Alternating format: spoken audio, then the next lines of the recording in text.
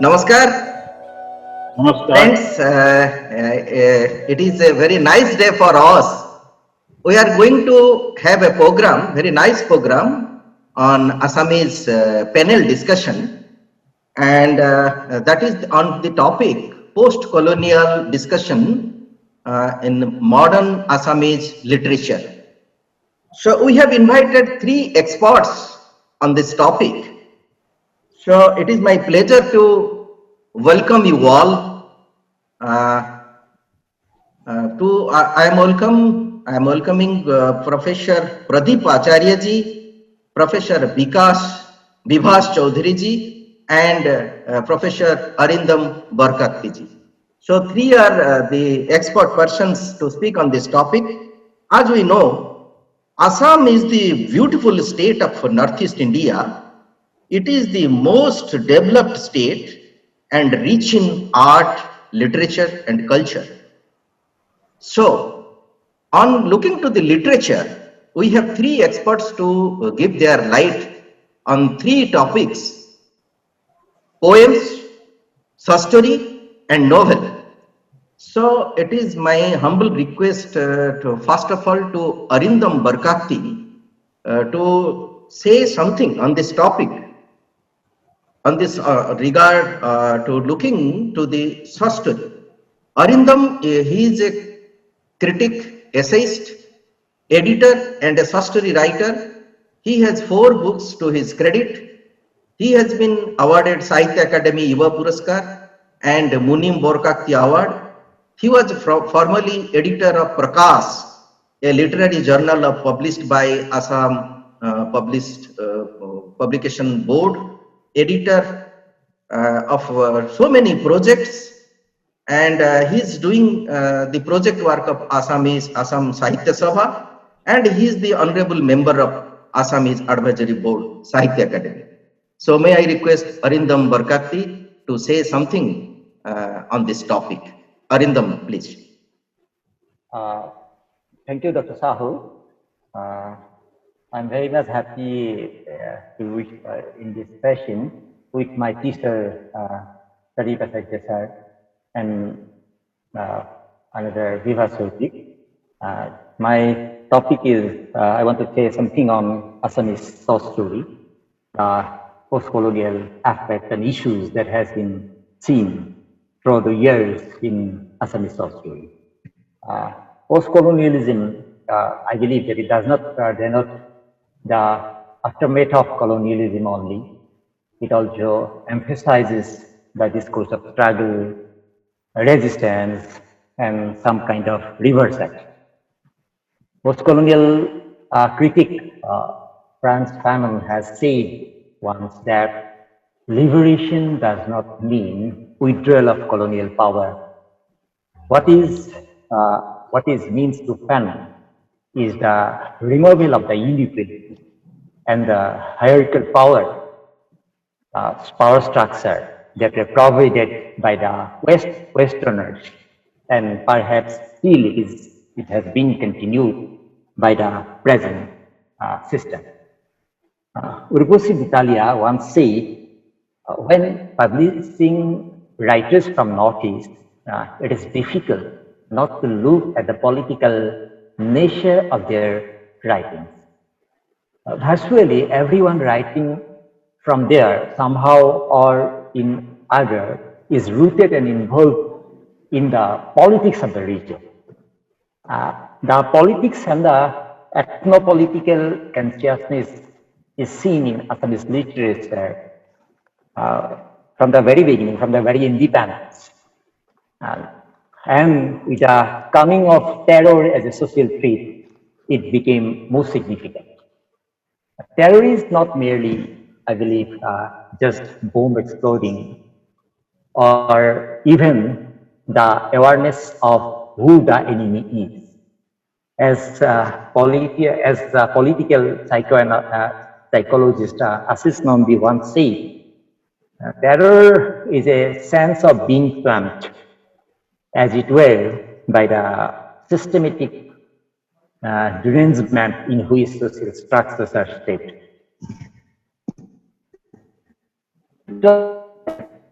still right like Apurva Sharma, Hare Krishna Deka, Arupa Patangyar Kolita, Manus Kumar Hussain, they can neither ignore nor refrain from such issues of terror in this post-colonial society.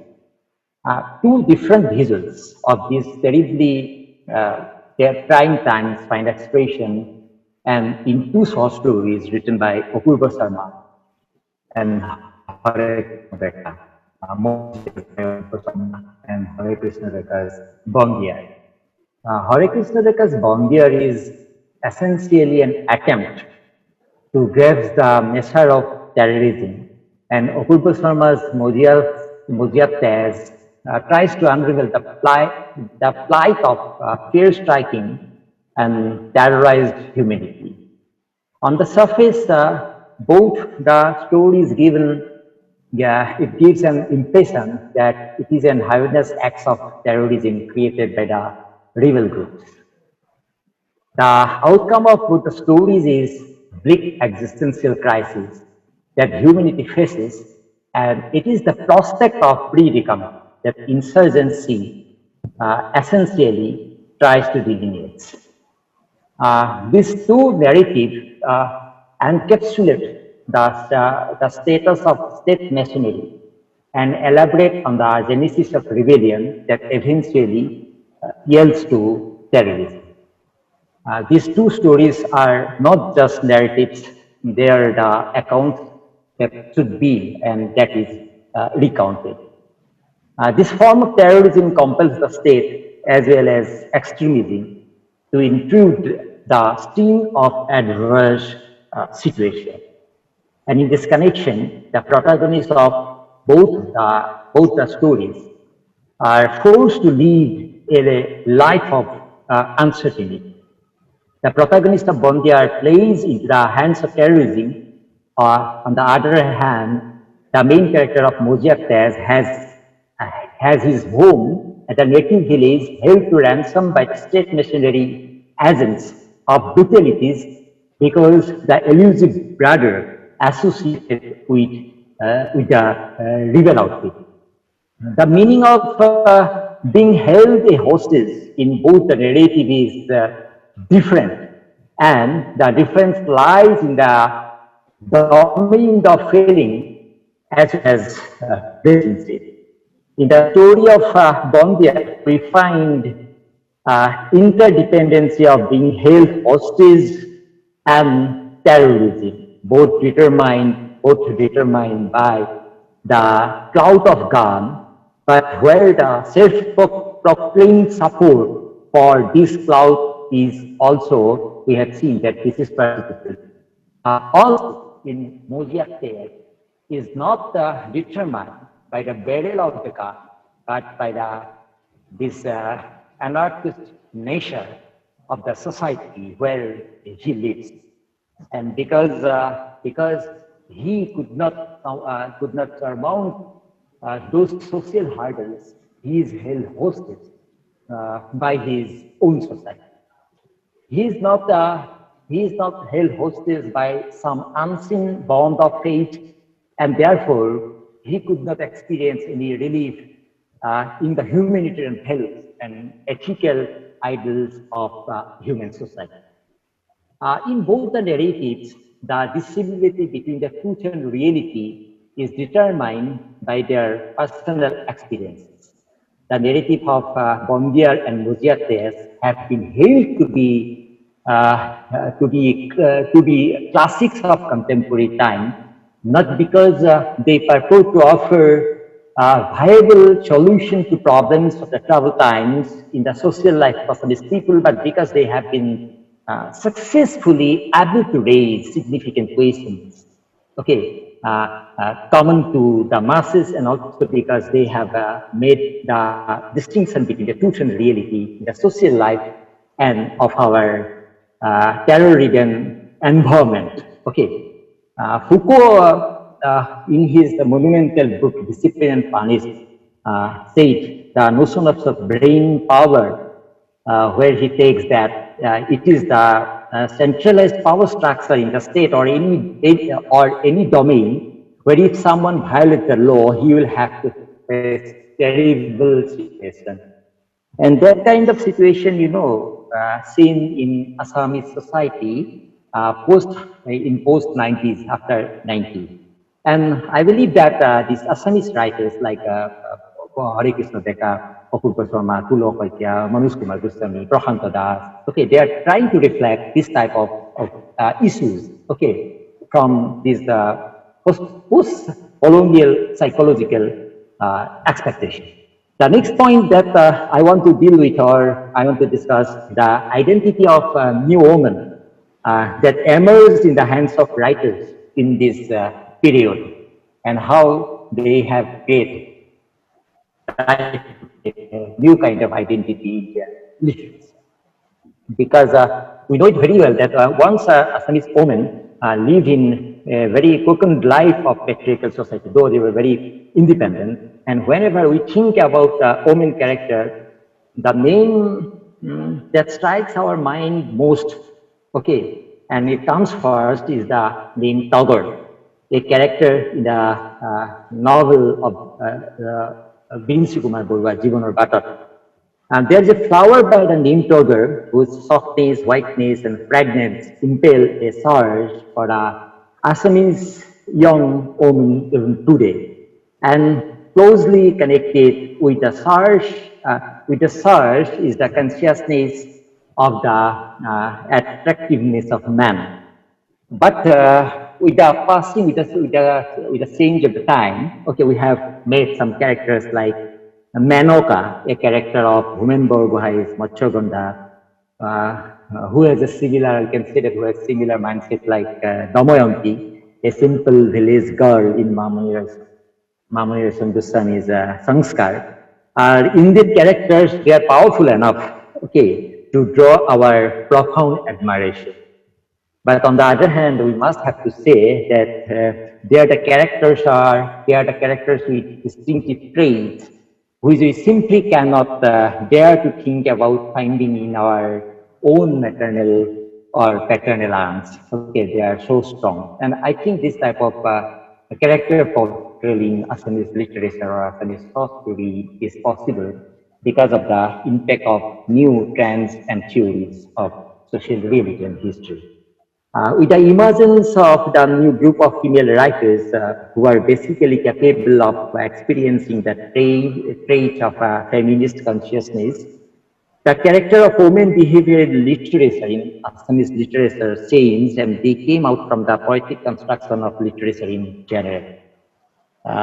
Musumi Kondoli's Sriranton, for example, I want to take the name Musumi Kondoli's Sriranton, Raibosri Mohantos, Prakashya, and Nabonita Gogoi's Apodartha. There are some Assamese thought stories in which we find an explicit expression of the lifelong burden of physicality and sexuality that women, for better or worse, bear throughout their lives. Here you can also see some upper middle class women characters, okay, brought up in a brutally consumerist society that is basically seen in the stories of Anuradha Sharma Pujari, Maini Mohanto, Gitali Bora, and we also meet some characters who is caught between the conflicting interest of the tradition and modern that is seen in the stories of Anamika Bora, Bonki Henswa. A new forceful trend of Assamese literature where writers like Musumi Kondoli, Keshav Talukdar, Anamika Bora, Rosmira Bora, and Monica Devi deals with women's quest of self-discovery. They are capable of rejecting the old identity of silent protester of woman character. Here in this new the impact or effect of these new kind of social trends and realities. Okay, we start to meet new voices, and these voices getting bold enough with the height of self-realization of being woman mentally, emotionally, and physically. okay, they are getting more stronger day by day. Because I was given just 10 minutes to deliver my speech. Therefore, these are the just words, okay, uh, which I want to stop my. Thank you, Anindam. You have maintained your time and maintained the talk also. So very much, we all are very much thankful to Arindam, being an such story writer. He has spoke on post-colonial discussion in modern such stories, Assamese such stories. So now may I request Professor Bivash Chaudhury. He is the professor in English in Guwahati University. His publication includes English uh, socio-cultural history and reading post-colonial theory among others. He has also edited a volume of short stories of young Assamese writers by NBT, National Book Trust of India. Currently, he is the literary editor Assamese of online journal Muse India. He is a good friend of Sahitya Academy. I must welcome Professor Bivash Chaudhury. He has helped us in various assignments in Assamese and English literature. So, and he will speak on the post-colonial discussion and modern Assamese novel. He will deal with the novel part. So, Professor Bivash Chaudhury. Thank you so much, Dr. Sahu. First of all, I consider it to be a great privilege to be in a panel where my teacher, our revered Pradip sir is there, and we also have Arindam, who just spoken on the short story. So I would like to deliberate on the Assamese novel, or the as the topic has been laid out for us, post-colonial discourse in contemporary Assamese novel.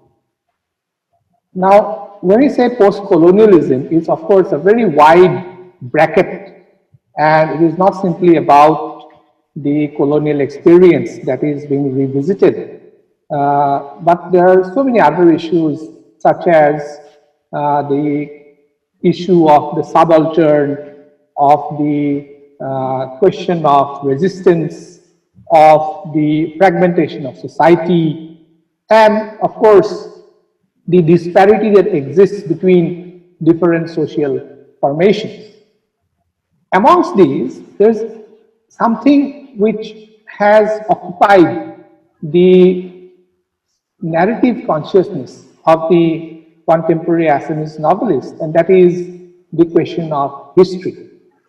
How is the whole idea of a past, of a collective past, being reconstructed or reworked or revisited through the work of fiction?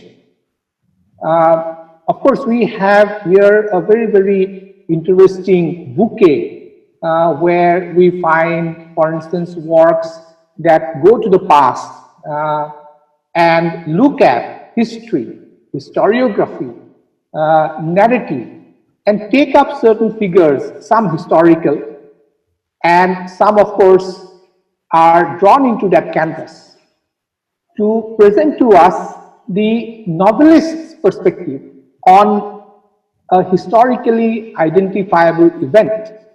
So, on the one hand, where a novel is not a historical document, it's not something that can be treated as authentically representing history, but it is a take on something that has taken place. So what we get here is something very interesting, in that the novelist has that wherewithal and the scope to fill in those gaps in history which have perhaps not been illuminated by the historian's pen. For example, if we take up certain figures in history, in Assamese history, who have become subjects of novels, there is the figure of Anandaram Thikel Phukon, one of the pioneering figures of 19th century Assamese Renaissance. and he has occupied the novelist's imagination. I would like to refer to two novels. One is Bipanna Hamoy by Medini Chaudhury, and that was a little in the 20th century. And in the present age, Prabhati Fools, there is this novel by Santosh Kumar Karmakar called Prabhati Fools or Death. Now, what happens in both these novels? There is an imagined reorientation of the figure of Andram Fukan and the world he inhabited. So what we get here is not actually a completely historical account, but an account which is infused with the light of history. And both these novelists look at their subject differently. On the one hand, we find a more resistance-oriented, a more culturally vibrant world coming alive in Bipanna Hamoy, where the troubled times of the 19th century come to life in the pages of the novel. In Santosh Kumar Karmakar's narrative, there is this soft focus on the figure of Andram Fukan, his upbringing, the intellectual circumstance, his growth, and of course his contribution to Assamese society and culture. So even if the subject is the same, what we get here is through the pen of the novelist, two different narratives, and they offer us something to take home, in the sense that the subject of history is not confined to one perspective alone. Now we can look at the question of subaltern, the oppressed, and subaltern history and the voice of the subaltern, starting from Gayatri Spivak's very famous question, can the subaltern speak, to Ranajit Guha, to Partha Chatterjee, and all the subaltern historians articulating points of view relating to it. We get in Juri Bora Borgohai's Ankush, there is this whole environment of the world, a very closeted world, but a world that sees resistance in different forms, and that is the world of the tea garden. And we find a lot of issues, socio-cultural issues, social dynamics, politics entering the mix. So what we get here is that the post-colonial offering or post-colonial perspective on a development in society is something that is continuous. First of all, when we say post-colonialism, it is not simply a political break, but this is the point when the colonizers went back and then we have a different society.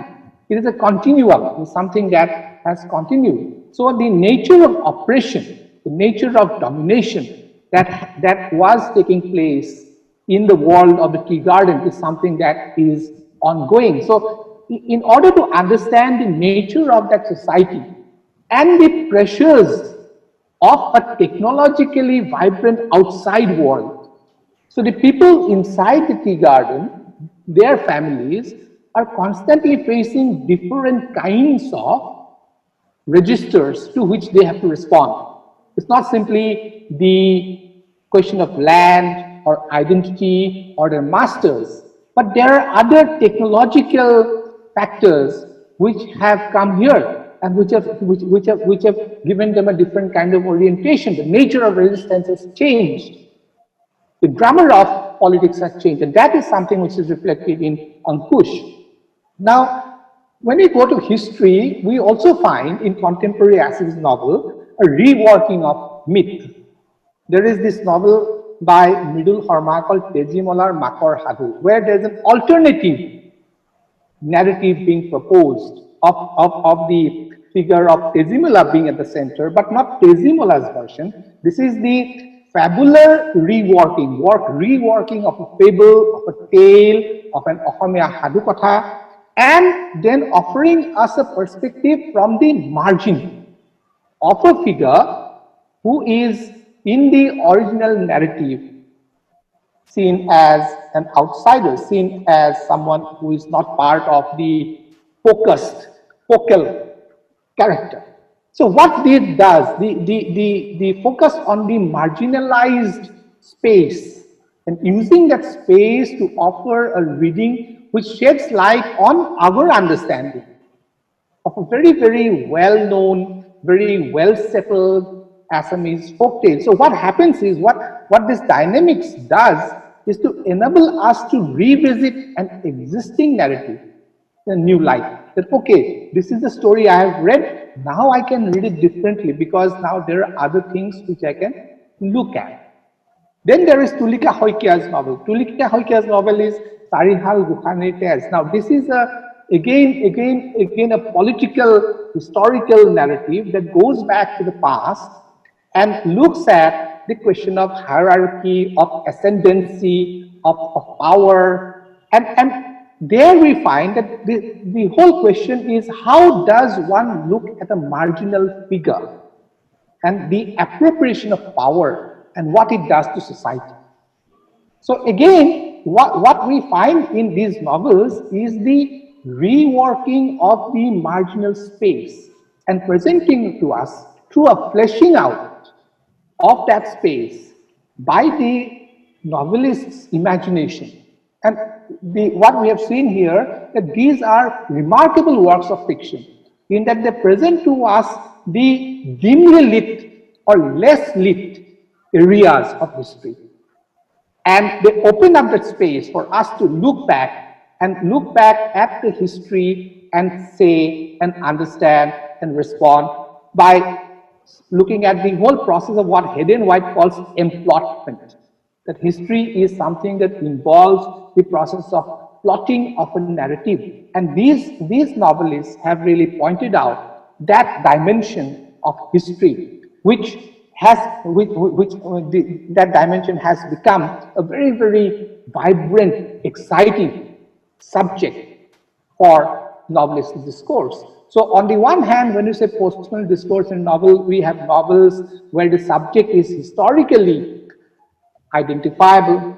And on the other hand, we have subjects which are very contemporary, deal with contemporary society and character and structure, but they relate to questions of resistance, identity, politics, and social fragmentation, issues which postcolonial discourse today has come to deal with and present to us, therefore, the opportunity of revisiting something that is enabling us to look at the colonial past in a new light and from very, very exciting new perspectives. I'd like to confine my presentation here because, as Arindam has said, I think my 10 minutes are over. Thank you very much, Professor Chaudhury, for this nice discussion. And may I request Professor Pradip Acharya to speak on the topic post-colonial discussion in Assamese, modern Assamese poems. Professor Pradip Acharya, he is an academician, educationist, and a critic. He is also a social activist. He is a very good translator. He has 11 volumes of translations of verse and fiction.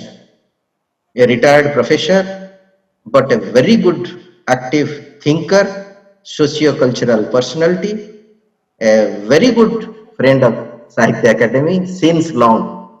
So it is my humble request to Professor Acharya to speak on this topic. Thank you, Dr. Sahu. It's really great to be with my young friends and former students, Arindam and Bivash. I have listened to them, and consequently, I will try to touch on areas not highlighted by them. So I begin definitely and naturally with post-coloniality or post-colonialism, which is an Afro-Asian reality. The reality in the Americas was different radically because the native population there had been almost decimated by the whites. So India ceased to be a colony politically some 70 years back. But freedom is perhaps yet to come. So is there a post-colonial hangover? I find that if we talk about modern poetry and take into consideration the early modern phases of modern poetry in Assam, we find that hangover still there, it's present.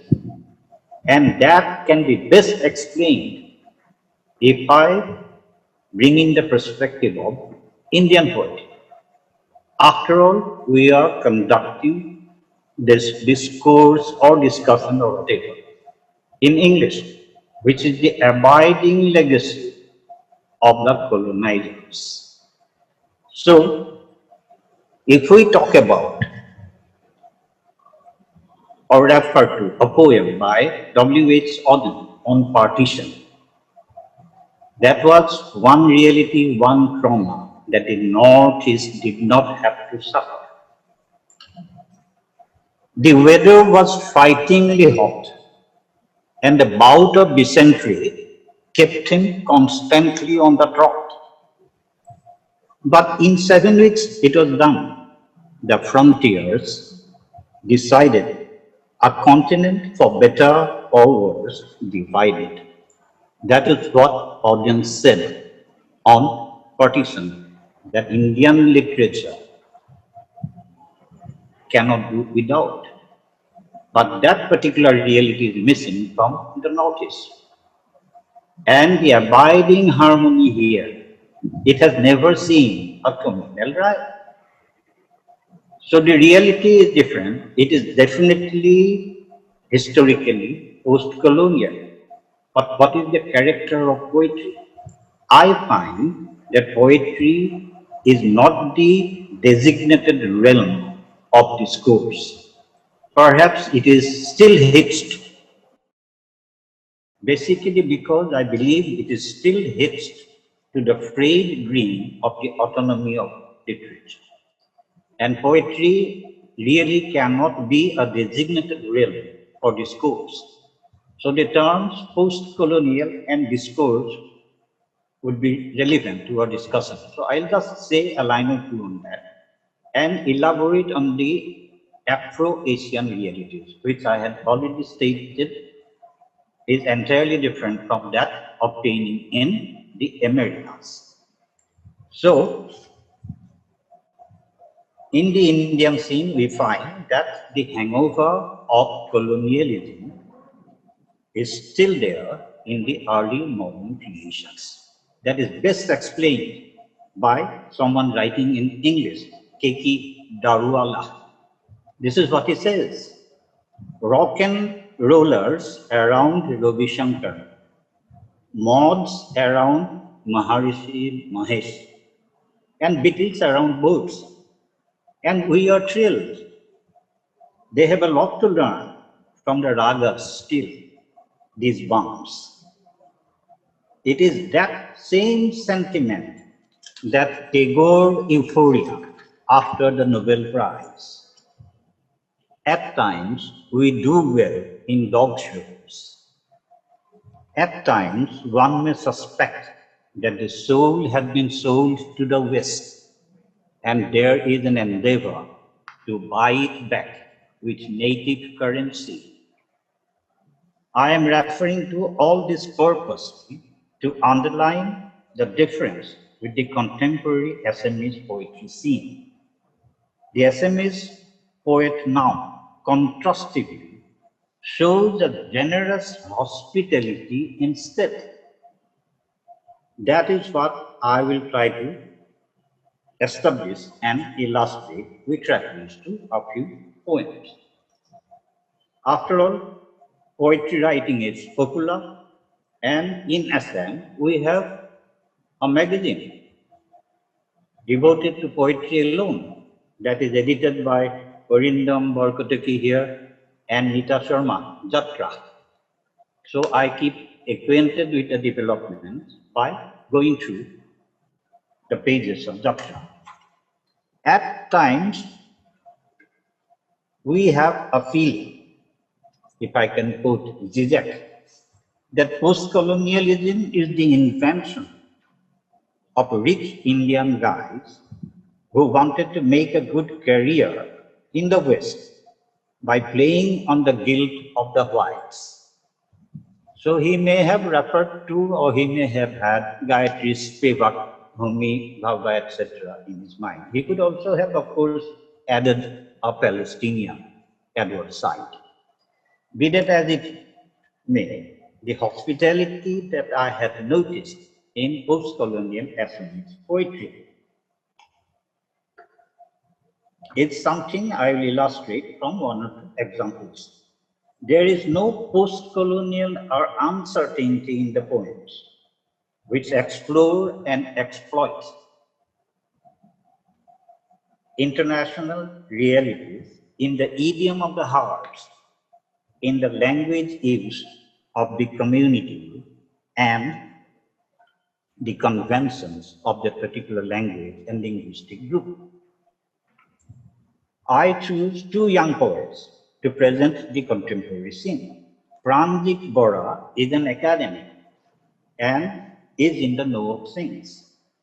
He knows the world around him, but concentrates on the actualities of his perception of native realities. His latest poetry collection is named The Bastard's Horse, Haramjadar Padda. I quote one poem in English translation. No network, that's the name of the poem, no network, yet it's great. For on the network, even the kiosk at one end of the broken bridge of our village. Together with Uncle Chips, Pepsi welcomes the children after their yoga classes. There is network though, or else how could our children mature so? This is the new plain SMS in the idiom of today, or the disregard for any idiom of the contemporary. They believe in being themselves, and that is also something I find in a recently published book, Polythenor Dhurakauri by Siddhartha Shankarpurita. So I put one poem, Savory. Seeing a story writer swinging a maze in the air, twice his body weight, for all its worth, the whole town started sniggering. As I went closer to see whatever battle or war this writer, who would not say boo to a goose, was arming himself for, he drew a question mark on my shirt. A friend came rushing in from somewhere and whisked me away, saying Orhan Pamuk is offering soaps to Writers United.